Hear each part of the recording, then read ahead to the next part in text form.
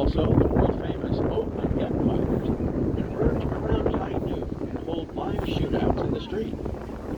Oatman is about 20 miles from Bullhead City. It was named after the Oatman family that was attacked by Indians. Molly Oatman and her sister were taken captive and killed with the Indians. Her sister did not survive the ordeal. Molly was rescued by her brother. Her brother had survived the initial raid, was left for dead, only to recover and come back to rescue his sister.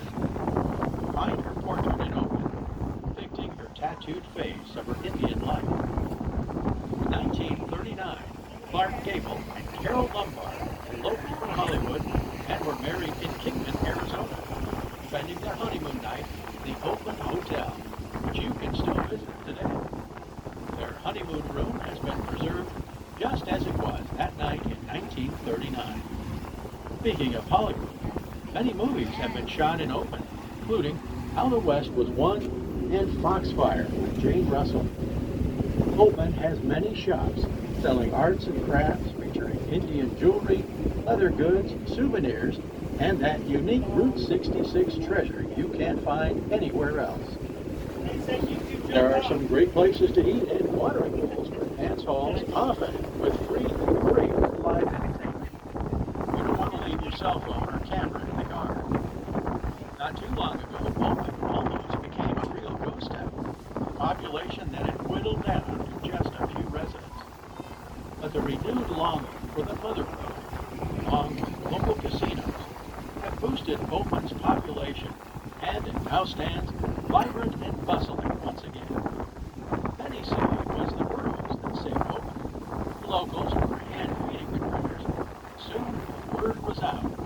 Tourists also wanted to get up close and feed and get their pictures taken with them. That brought in new homeowners and businesses. In fact, there is a plaque on Main Street dedicated to those once lost roaming burros left so long ago by the miners, now helping rebuild the town that was almost lost to time.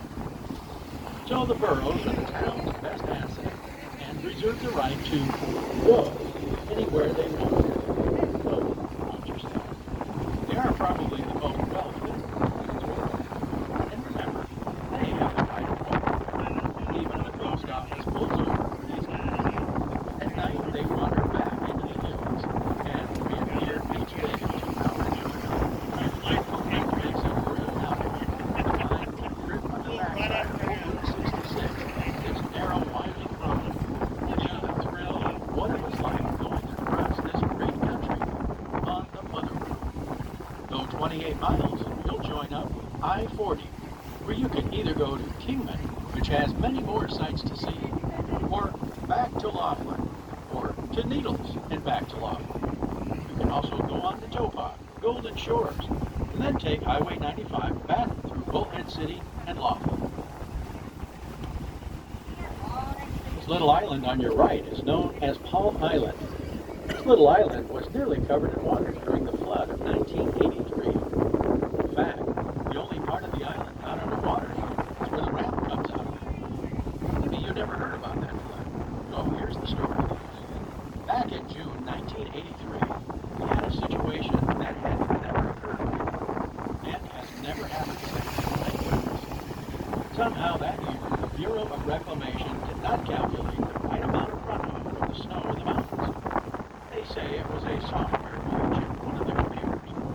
If you know what computing like in the 80s, it must have been a bad joke. For whatever reason, every lake behind each dam was at the point of overflowing. In fact, Hoover Dam was flowing for the first time over its spillways. Parker Dam was flexing about 9 feet from the stream. That was 2 feet beyond its maximum stress point. A lot of water had to be released quickly to avoid catastrophic failure. The Bureau gave the public a 2-week warning that they would be opening the spillway at Davis Dam. No one realized the impact that flooding would have on the lower Colorado River Valley. The gates had not been opened in over 30 years. They had to call a gentleman still in the area who had worked for the dam to figure out the safest way to open the gates. They even brought in Navy SEALs to use C4 explosives to to shake loose the huge chains, resembling oversized bicycle chains, that hoist up the massive metal doors that would release millions of acre-feet of water per second. Compared to what is released today, about 22,000 cubic feet per second, you can only imagine how high the water was rising. The current rose to 19 knots, about 22 miles per hour. Some of the casino's lower levels were under 7 feet of water.